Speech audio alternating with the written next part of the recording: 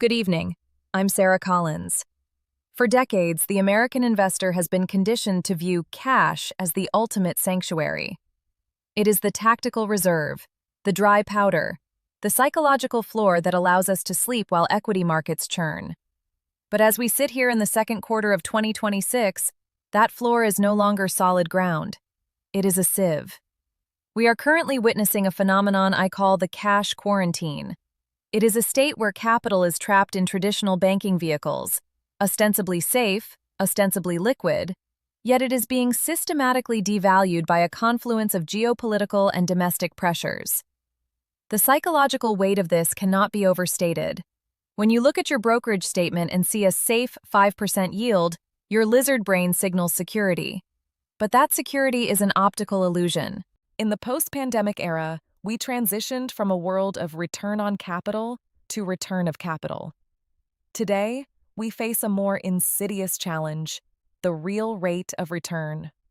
For the 40 to 65-year-old demographic, the stewardship generation, the stakes are absolute.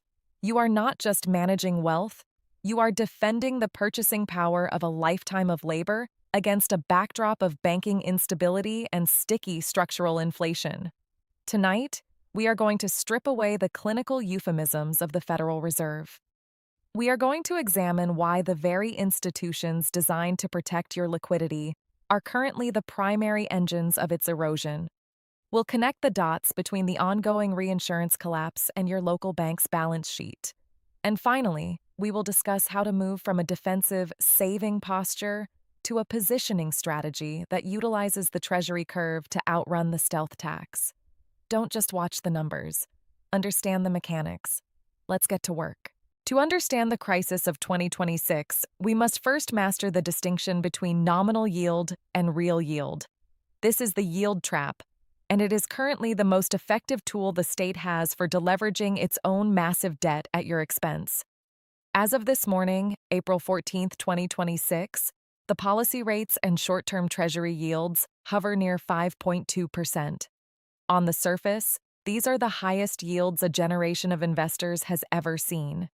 The yield trap is the psychological comfort these numbers provide. If your high-yield savings account is paying you 4.8% and your grandfather's account paid nearly zero for a decade, you feel like you're winning. You are not winning.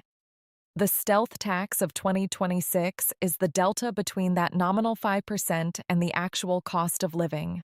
While the official Consumer Price Index may report inflation at a sticky 4.2%, the structural inflation in core necessities, energy, healthcare, and insurance, is running significantly higher. The math is simple. Real rate equals nominal rate minus inflation. In a 2026 environment where the nominal rate is 5.2% and real-world inflation for a high-net-worth household is closer to 6.5%, your real rate of return is negative 1.3%. This is the quarantine. Your money is staying in place, but its ability to command goods and services is shrinking every hour it remains stationary. We have entered a period of financial repression. This occurs when governments intentionally keep interest rates below the rate of inflation to burn off the real value of sovereign debt.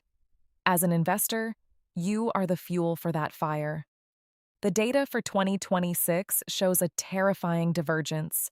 We are seeing agentic AI productivity gains driving equity valuations, but that same technology is not yet deflating the cost of physical commodities or labor-intensive services. Consequently, the safe investor, the one sitting in cash, is being hit by the volatility of a fractured global order without any of the upside of the technological revolution. Furthermore, we must address the liquidity illusion. In a crisis, liquidity is not just about having money in an account, it's about the certainty of access to that money. In 2026, as banks struggle with the long-duration burn, the legacy of low-interest loans made years ago that are now underwater, their ability to provide instant liquidity to all depositors simultaneously is being questioned.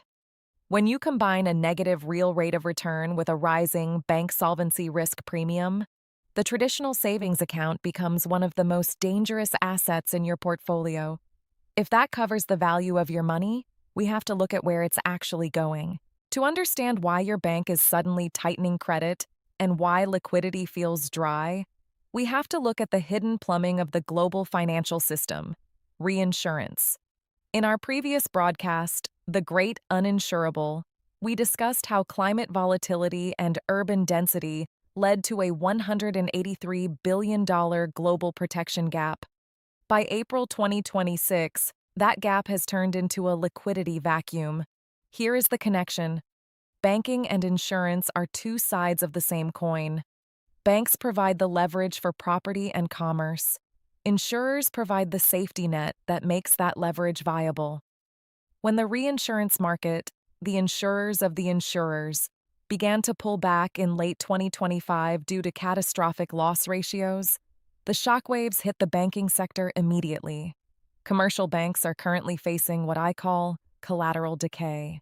Because insurance premiums in states like Florida, California, and Texas have spiked by 400%, or coverage has been dropped entirely, the underlying value of the real estate acting as collateral for bank loans has plummeted.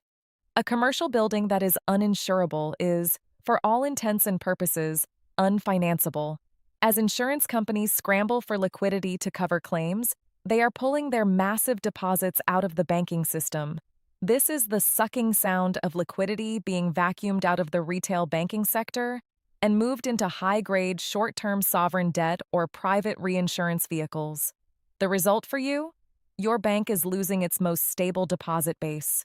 To compensate, they are restricting lending, making it harder for you to access credit lines, and they are suppressing deposit rates. Even as Treasury yields rise, banks are slow to pass those rates to you because they need to preserve their net interest margin to cover losses in their commercial real estate portfolios. This is the quarantine in action. Your cash is being used as a buffer to protect the bank's balance sheet against the reinsurance crisis. The reinsurance connection explains why your real rate of return remains negative. The banks cannot afford to pay you a fair real rate because they are busy plugging holes left by the insurance exit. You are effectively subsidizing the insolvency of the property catastrophe market. So, how do we break the quarantine? The answer isn't riskier assets. The answer is strategic positioning. We need to move from being a passive saver to an active liquidity manager.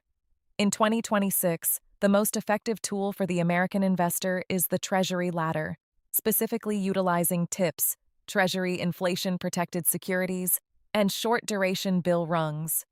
A ladder is a portfolio of individual bonds that mature at regular intervals, say, every 3 months for 2 years. This provides 3 critical advantages in the 2026 crisis. First, it eliminates bank risk. You are moving your capital from a private corporation's balance sheet to the U.S. Treasury's balance sheet. Second, it provides constant liquidity. Because a portion of your ladder matures every 90 days, you have a constant stream of at-par cash. You aren't forced to sell at a loss if rates spike. And third, it captures the real rate. By using TIPS, the principal of your investment adjusts upward with inflation. We must also redefine what we consider cash.